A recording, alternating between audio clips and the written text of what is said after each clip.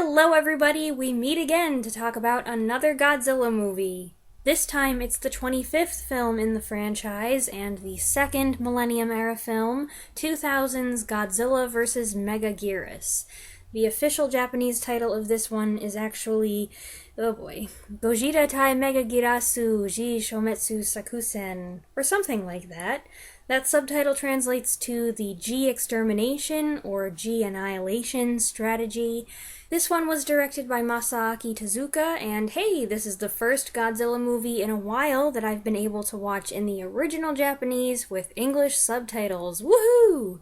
This movie disregards all of the preceding films except the first one. That includes the previous year's movie Godzilla 2000, which is a little odd.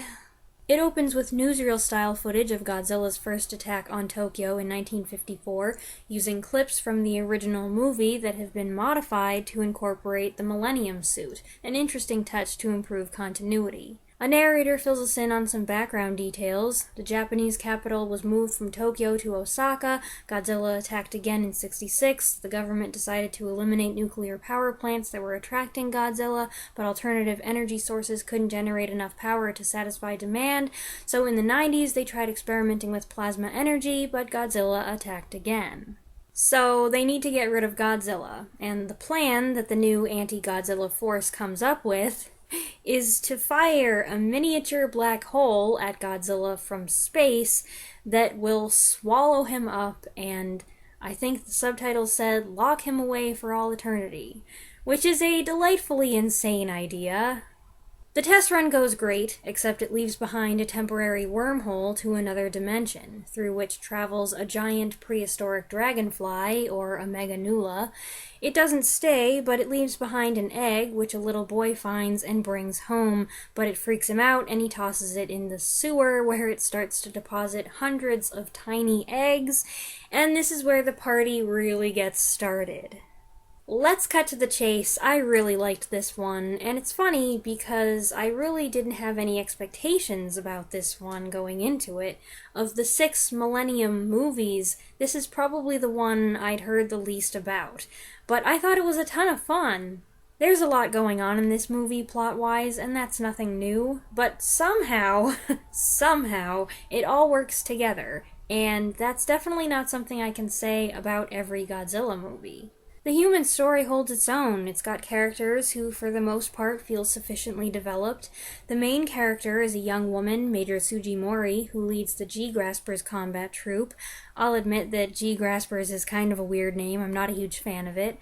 Her fight with Godzilla is a personal one, as years ago her commanding officer gave his life to save hers during a Godzilla attack.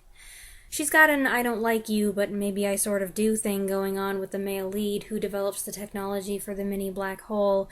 He's a little on the goofy side, pretty 90s with that hairstyle, and he's really her opposite, so the back and forth between them is amusing. And my goodness, a lot of the attempts at comedy were actually funny. I also liked the little boy who accidentally brings all these giant insects to Tokyo. For a little while, he's the only one who knows what's going on, and he's terrified, even more so because he knows what's going on is at least partially his fault.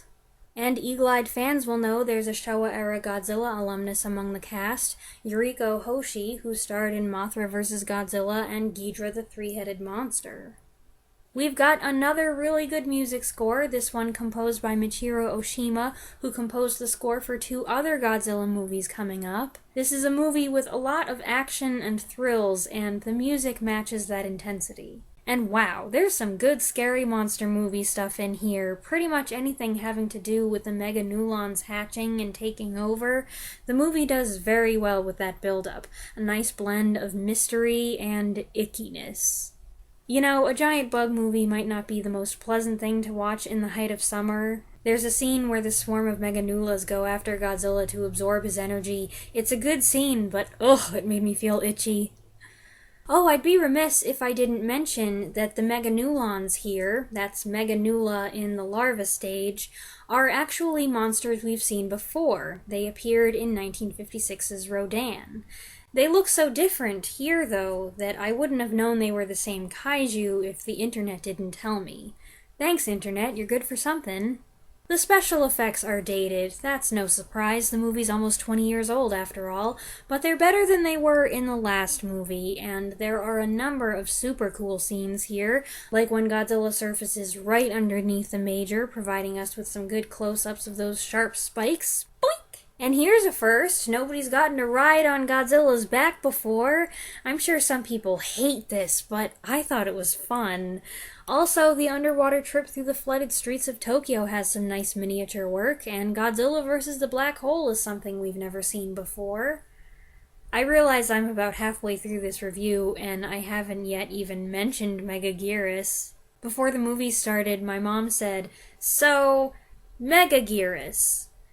Did we have anybody called Gearus?" The answer to that is no. Megaguirus is the queen of these giant prehistoric dragonflies.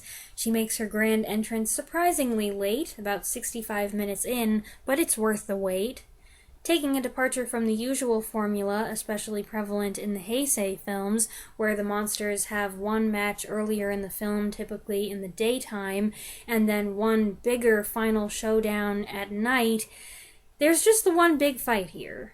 I actually really liked this. It's a good fight, distinctive and engaging, and maybe because it's not a rematch, it doesn't feel repetitive or overlong. And in this case, it's probably a wise decision that the fight take place in the daytime, because Megaguirus' wires are very visible during the nighttime attack scene. Megaguirus has a seemingly endless bag of tricks. She's got a scorpion-like tail and razor-sharp wings, she generates a destructive high-frequency noise, she moves super fast but can stop short, she's really good at sneaking up on her opponent, and she can shoot fireballs. Suddenly, even though Godzilla's been the antagonist through the whole movie, we find ourselves rooting for him, I guess because he's the underdog in this fight. Certainly, if I was a betting woman, and I'd never seen a Godzilla movie before, my money would be on Megaguirus.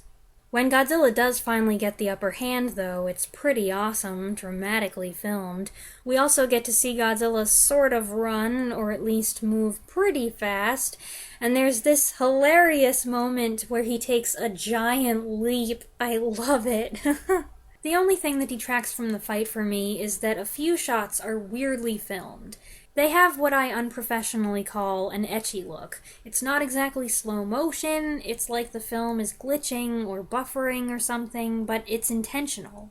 At first I thought maybe this was monster vision, Megaguirus' point of view, but then we see Megaguirus moving that way, so that's out. It's kind of a weird choice, not my favorite. I just feel like it's not a good thing for a movie to utilize an effect that makes the viewer wonder if something's broken. But my biggest criticism is that the movie didn't know to quit while it was ahead.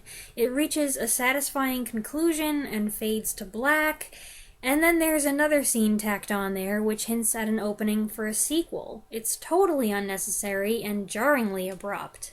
Then, after the credits have rolled, there's another teaser for a sequel. What is this, a Marvel movie? Both these scenes struck me as superfluous, which is too bad because that ended up being my last thought. Kind of a negative note to end on, even though I'd enjoyed the rest of the movie so much. Fortunately, my opinion of a movie is based on more than just my final impression, and on the whole, my criticism of this one is minimal. Did everything make perfect sense? No, not really. But it's entertaining, it's a good monster movie, my mom and I both enjoyed it a lot. In multiple respects, I'd say it was like a Showa-era movie, made with Millennium-era digital effects. I don't know how other people feel, but I liked it. I hope you enjoyed this review. Go ahead and share your thoughts on this movie in the comments below. I look forward to reading them, and I'll see you next time. Thanks for watching!